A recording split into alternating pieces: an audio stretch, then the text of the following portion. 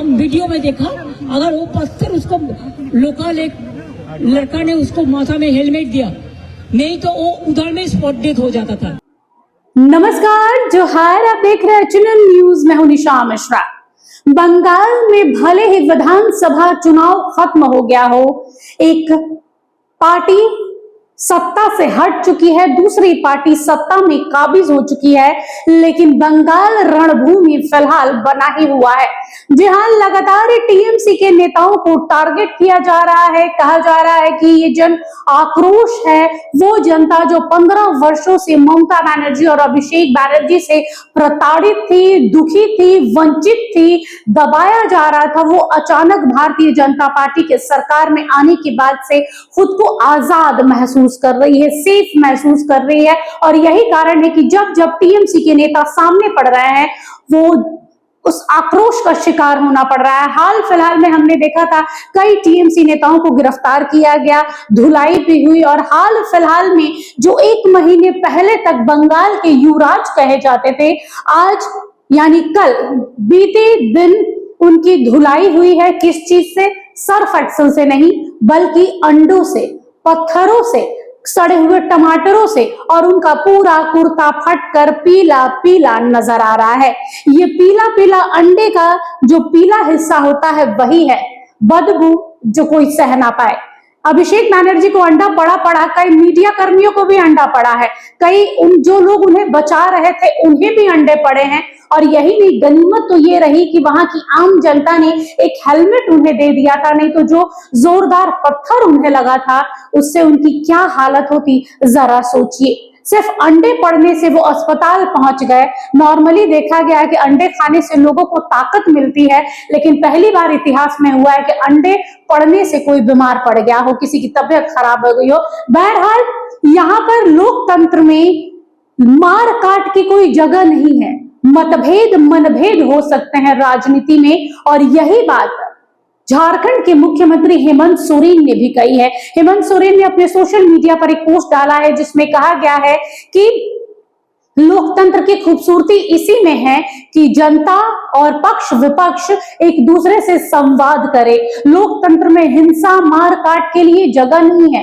मतभेद मनभेद हो सकते हैं, लेकिन इस तरीके से हिंसावर होकर किसी नेता पर वार कर देना ये कहीं से भी स्वीकार करने योग्य नहीं है।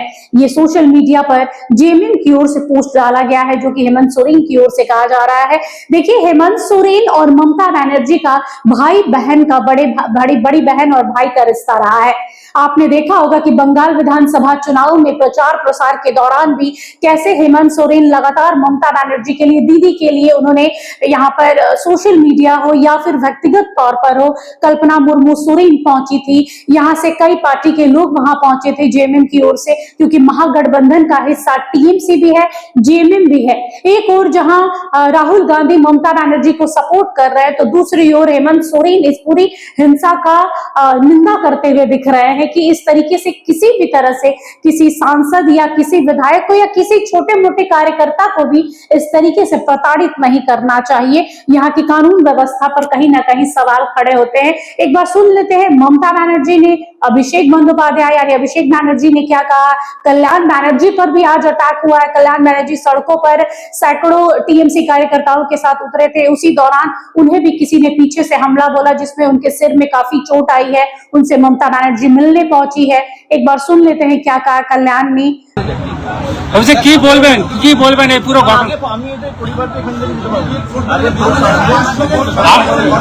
আপনাকে লক্ষ্য করে এই যে সব টিম ছিঁড়েছে, কি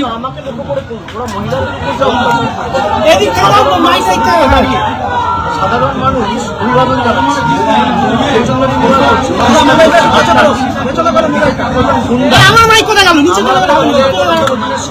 সোশ্যাল মিডিয়ার অ্যাক্টিভ করুন, ওর বাড়িতে আমি এসেছি,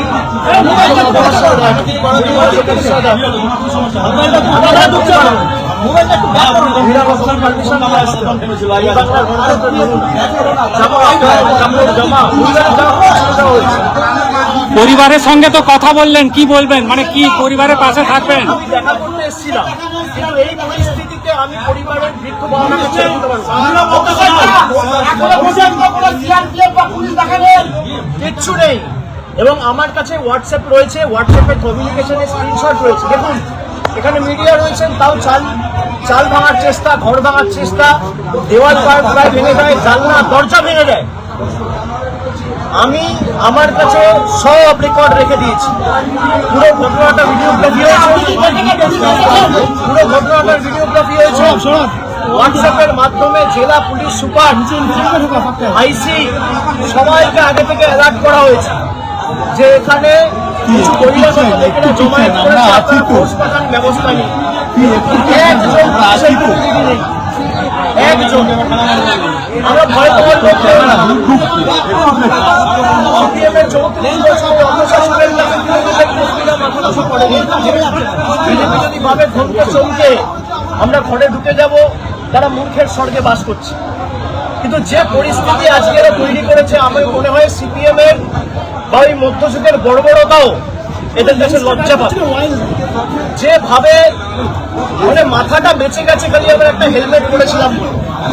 আমার এখানে যারা সহকর্মীরা ছিল এরা বুদ্ধি খাটিয়ে একটা হেলমেট, দুটো হেলমেট জোগাড় করে রেখেছিল, বললো দাদা এটা মাথায় পড়ে নি। আপনি দেখুন আমার জামা কাপড়ের অবস্থা, 15 বছর চশমা ভেঙে দিয়েছে, ঘড়ি টড়ি প্রায় একদম ছিঁড়ে সব ছিঁড়ে দিয়েছে। পুলিশ নেই। আমি সংবাদ মাধ্যমের প্রতিনিধিদের বলবো যে এই প্রশ্ন করেই আপনাদের বলা উচিত। আমি এখন যেভাবে এসছি আমি একইভাবে বেরিয়ে যেতে পারি, কিন্তু আমি হয়তো বেরিয়ে গেলাম, এই যে সঞ্জুর বৃদ্ধ বাবা মা, তার উপর তো চড়াও হবে। এই ছেলেগুলো, এই বখাটে ছেলেগুলো যাদের পেটে ঘুষি মারলে কখা বেরোবে না, আমাকে বাইরে থেকে স্লোগান দিচ্ছে চোর। আর বাংলার বর্তমান মুখ্যমন্ত্রীকে নির্লজ্জ দোকান কাটার মতো হাত বার করে টিভির পর্দায় 5 লক্ষ টাকা ঘুষ নিতে দেখা গেছে। বাংলার কোন মুখ্যমন্ত্রীকে টিভির পর্দায় আজ পর্যন্ত স্বাধীনতার পর এইভাবে নির্লজ্জভাবে কেউ টাকা নিতে দেখেনি। একমাত্র এই বিজেপির মুখ্যমন্ত্রী বর্তমানে যিনি চুরি করে মুখ্যমন্ত্রী হয়েছে, যার মাথার উপর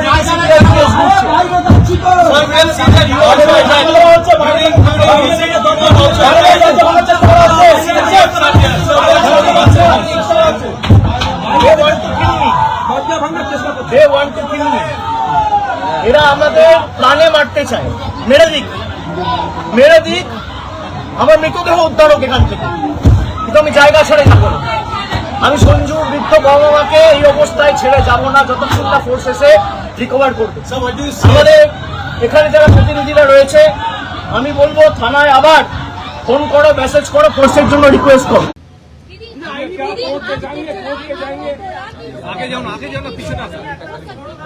हाँ, अब देखो, अगर जो पत्थर जैसे मारा, आप वीडियो चाहते हैं तो डायरेक्ट यू कैन से है ना, अगर वो पत्थर उसका माथा में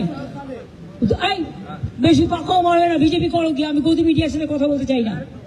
প্লিজ মনে রাখবেন যে আপনারা জানেন যে नहीं आपको पता है कि क्या बोला, हाँ वो हम वीडियो में देखा, अगर वो पत्थर उसको लोकल एक लड़का ने उसको माथा में हेलमेट दिया, नहीं तो वो उधर में स्पॉट डेथ हो जाता था। जब आप उनसे मिले तो उनकी क्या कंडीशन थी, क्योंकि उससे वो अपोलो में थे और अपोलो से आपको निकाल के बेलव्यू लाना पड़ा उनको यहाँ भी। क्यों उसको उधर में थ्रेट किया, और जो डॉक्टर के साथ जब हम बात किया कि इसको ब्लड प्रेशर फ्लक्चुएट कर रहे हैं, वो बोलते इधर में रिकॉर्डिंग नहीं हो रहा है। हमने अगर रिकॉर्डिंग नहीं हो रहा है तो आप उधर में इमरजेंसी में लेके तो मशीन में क्यों दिखा रहा है? Do you think that I don't know anything? क्या करेंगे क्या नहीं करेंगे वो हमारा पार्टी डिसाइड करेंगे।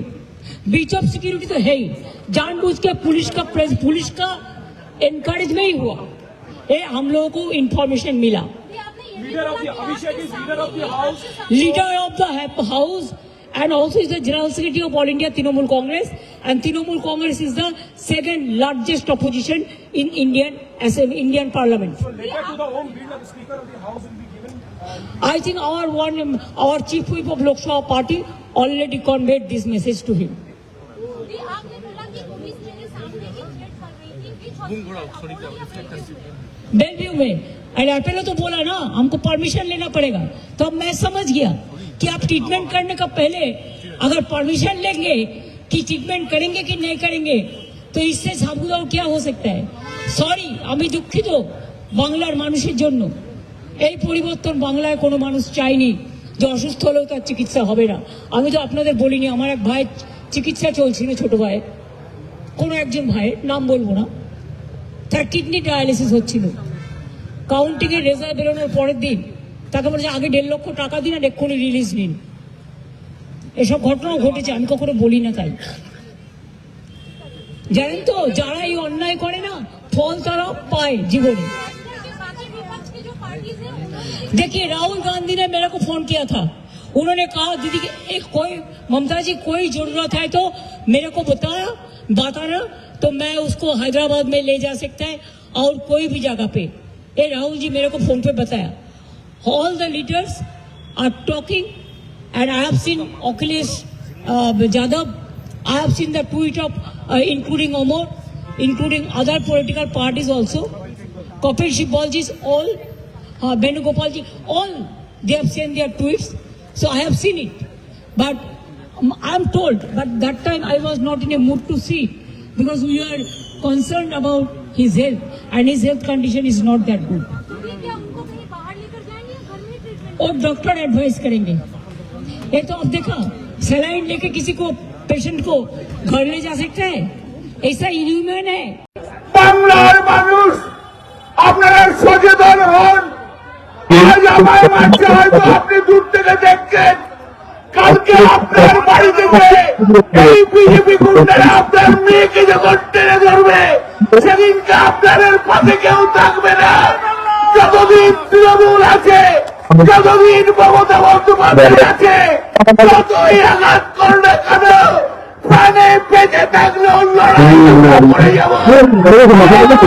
মারা যায় তোমাকে শুভেন্দু অধিকারী মাইনে দেয় না, এই আইসি ইচ্ছে করে। और इसके साथ में अगर बात करें कांग्रेस की ओर से, तो एक कांग्रेस जो है राहुल गांधी जो ममता बनर्जी को सपोर्ट कर रहे हैं, उन्हें सहायता देने की बात कर रहे हैं, तो दूसरी ओर पश्चिम बंगाल कांग्रेस की ओर से अधीर रंजन चौधरी हैं, उनका अलग ही एक ट्रैक चल रहा है जिसमें अधीर रंजन ने कहा है कि ये सांप टीएमसी के पाले हुए हैं। जिस टीएमसी ने इन सांपों को पालकर सपोलो को सांप बनाया था, आज वही सांप टीएमसी को डस रहे हैं।